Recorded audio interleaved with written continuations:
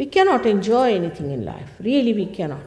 You can see the way people are now going on for such sensational things. The reason is there's no joy. The sensitivity to joy is so reduced that I sometimes fear with all that they are doing, so fed up that they may have to put electrodes in their limbic area to get the joy instantly. They have become so very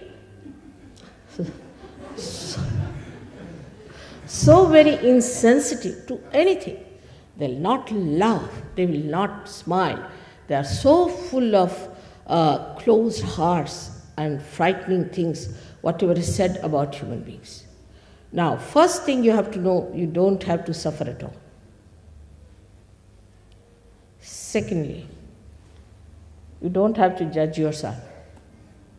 Let your Kundalini rise and judge you. You don't start judging yourself and condemning yourself. And another fashion, which is very common, is to feel guilty.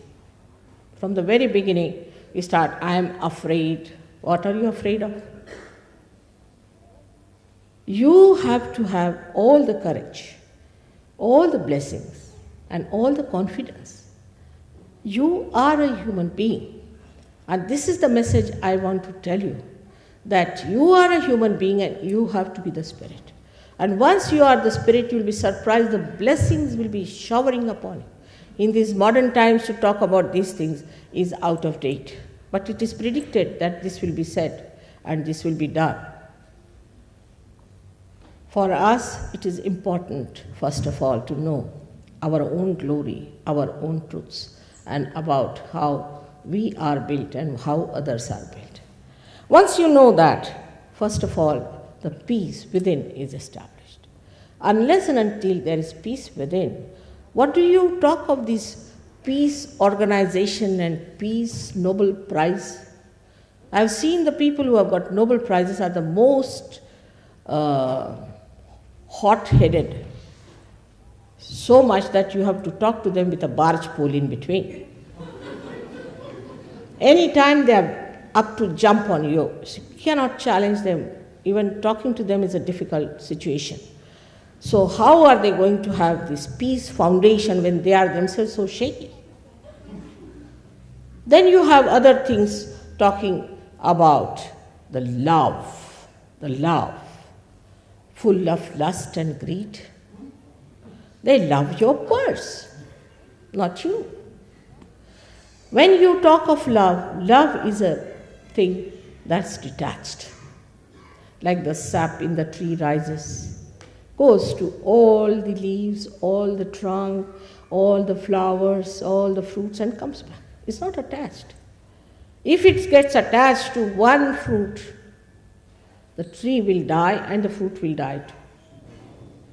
So this pure love or the divine love is detached. That's why it acts. It works. A person who is a realized soul is such a pure personality that even a glance of such a person can do lots of things. Even a thought of such a person in the attention can do so many things, bring about so many changes. So this is the time of our transformation. We have to become a higher personality. The transformation has to take place. At the time of Easter, we give people eggs. Perhaps people do not know why do we give them eggs at the time of Easter.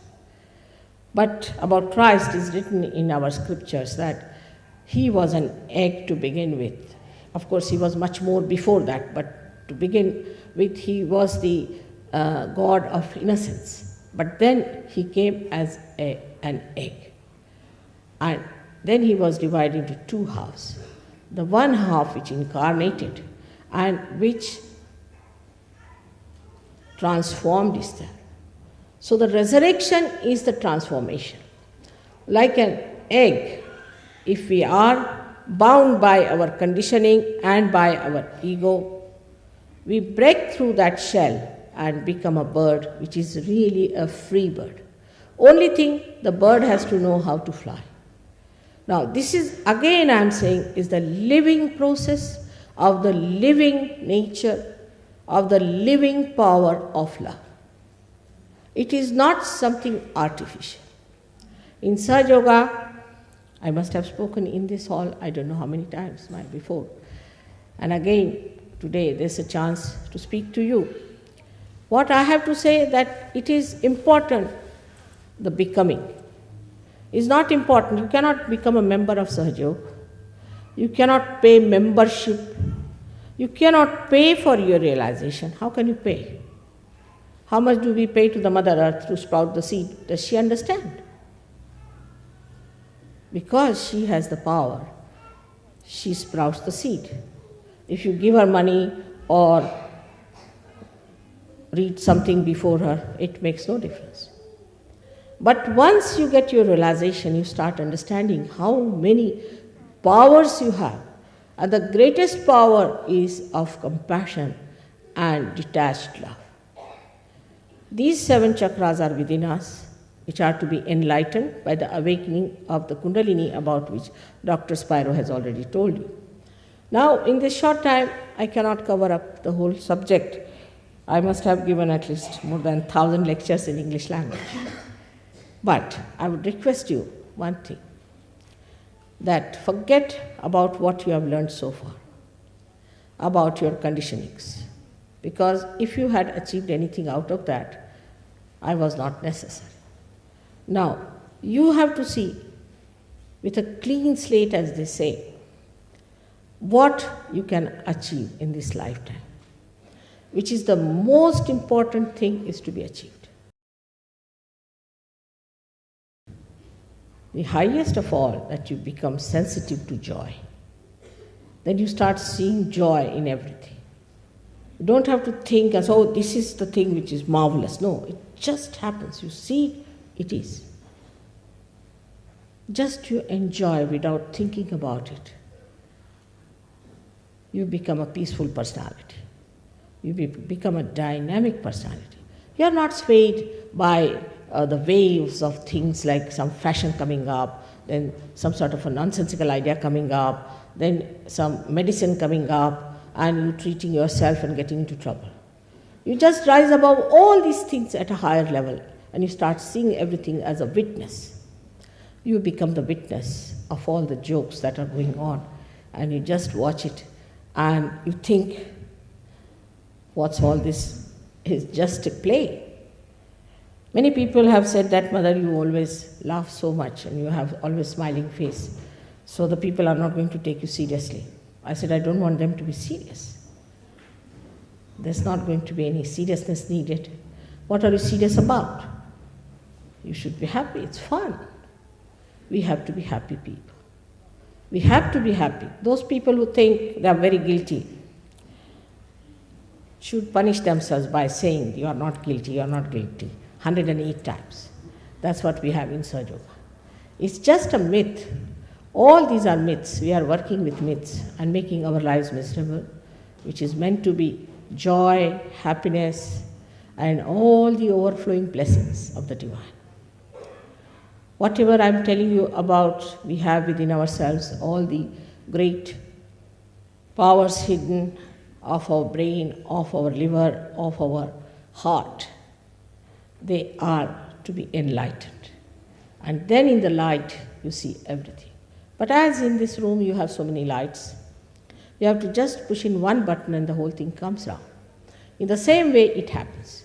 But if I start telling you about the history of electricity in the dark and all about how it came here and what all happened, you would be just fed up with it. So what we are doing is to tell you that let us put on the button first. You better have your light and see in that light if it is true or not.